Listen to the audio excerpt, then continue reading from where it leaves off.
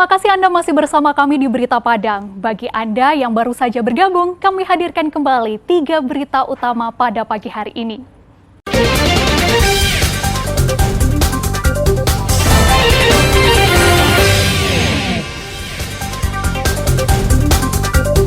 Terlibat penipuan jual beli emas palsu, Pak Sutri di Padang diringkus polisi. Danrem 032 Wirabraja, apresiasi Babinsa yang sisihkan gaji untuk bantu masyarakat.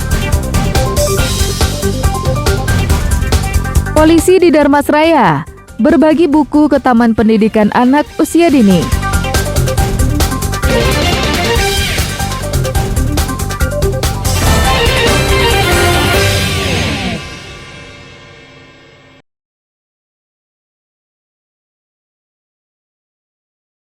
Beberapa waktu lalu, seorang pria menjual perhiasan emasnya kepada seorang karyawan toko emas sambil memperlihatkan surat pembeliannya. Awalnya karyawan toko percaya begitu saja karena yakin dengan surat bukti pembelian emas tersebut. Namun setelah diperiksa secara teliti, emas yang dijual pelaku ternyata sudah dicampur dengan emas palsu alias imitasi. Pemilik toko emas melaporkan kasusnya ke polisi. Berbekal rekaman kamera pengintai, polisi menyelidiki kasusnya. Pelaku ternyata pasangan suami istri yang bernama Ronald dan Fitria. Kepada polisi, keduanya mengaku telah 4 kali melakukan perbuatan yang sama. Tak hanya di Kota Padang, keduanya juga pernah beraksi di Pekanbaru Riau. Modusnya, pelaku sebelumnya membeli emas di toko yang sudah ditarget seberat 2 gram. Beberapa hari kemudian menjual lagi dengan berat 6 gram. Namun perhiasan tersebut sebelumnya sudah dicampur dengan imitasi. Kita menerima laporan dari korban ada pelaku yang pada saat itu diamankan sepasang laki-laki dan perempuan melakukan modus penipuan dengan menjual emas palsu. Mendapatkan berita tersebut, langsung tim Gelewang mengamankan yang bersangkutan pada hari itu juga. Menurut keterangan yang bersangkutan di Padang ini sudah melakukan aksi 4 kali, namun di daerah lain yang bersangkutan ada juga melakukan, terutama di Pekanbaru. Selain kedua pelaku, polisi juga menyita barang bukti sejumlah emas imitasi serta sebuah mobil. Kedua pelaku dijerat dengan pasal tentang penipuan dengan ancaman hukuman di atas 5 tahun penjara. Alfi melaporkan dari Padang.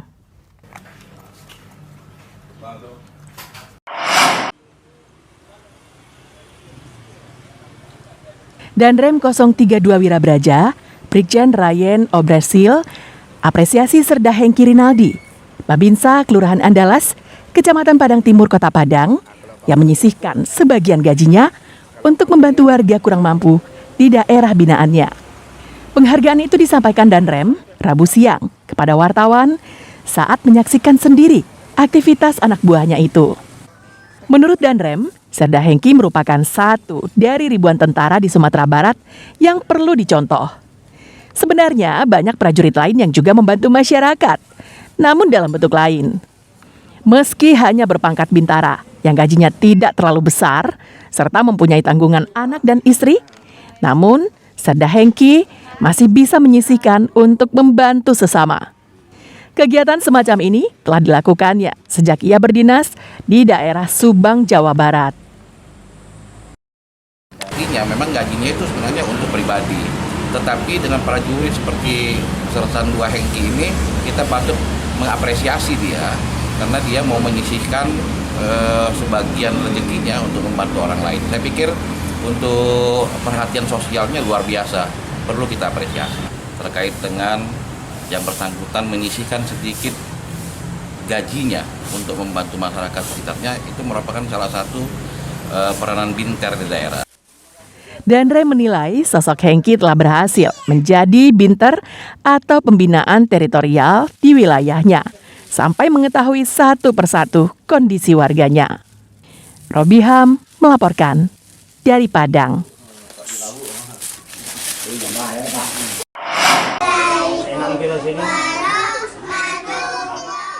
Sebuah yayasan pendidikan anak usia dini di Jorong Kotohilalang 2, Nagari Sungai Langko, Selasa lalu didatangi Kapolres Darmasraya bersama jajarannya. Kedatangan orang nomor 1 di Polres Darmasraya ini bukan untuk menangkap pelaku kriminal ataupun menilang kendaraan. Mereka datang justru untuk berbagi buku kepada anak-anak murid sekolah tersebut. Ratusan anak yang bermain dan belajar di sekolah ini mendapat buku bacaan dari Pak Polisi.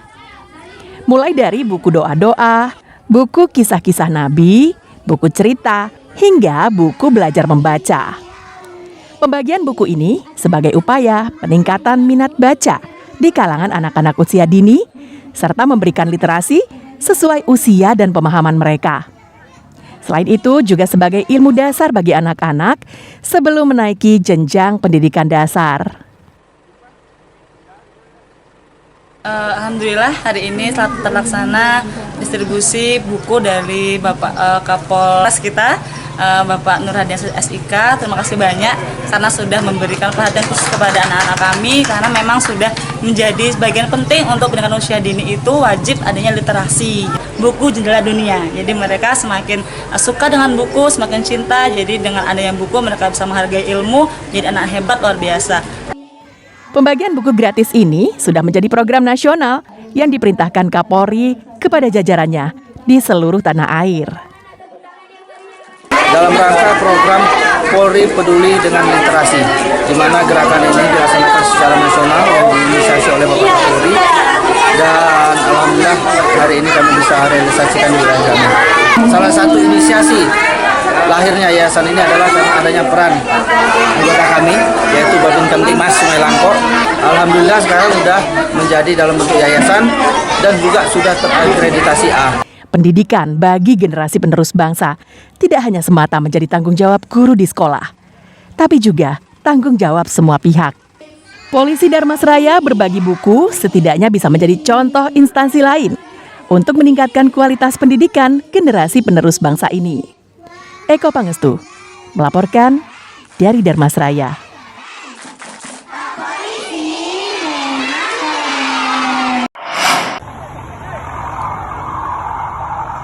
Sebuah truk pengangkut pakan ayam Selasa pagi terjun ke jurang sedalam 23 meter di kawasan Lembah Anai, Padang Panjang.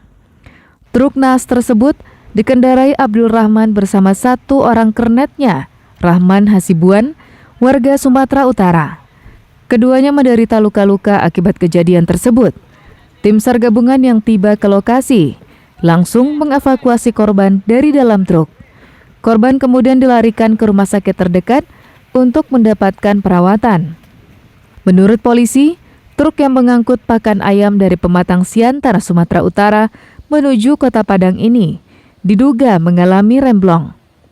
Saat memasuki kawasan Lembah Anai, pengemudi sudah merasakan sistem pengeremannya mulai bermasalah, namun sopir tetap memacu truknya.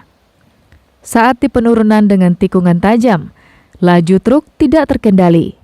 Sopir berusaha membanting setir ke tebing yang berada di kanan jalan. Namun karena laju truk cukup kencang, akhirnya truk menabrak pembatas jalan dan langsung terjun ke sungai. Sedangkan muatan pakan ayam berserakan di jalan.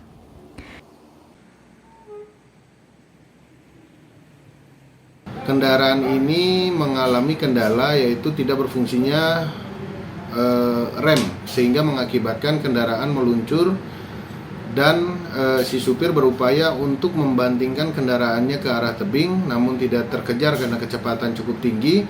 Akhirnya kendaraan tersebut terguling dan terseret sampai menabrak bibir jalan. Kemudian kita temukan goresan pada aspal kurang lebih 10 meter dan kendaraan jatuh ke dalam sungai setinggi 23 meter. Untungnya kecelakaan ini tidak melibatkan kendaraan lain dan tidak menimbulkan korban jiwa. Sri Louis melaporkan dari Padang Panjang.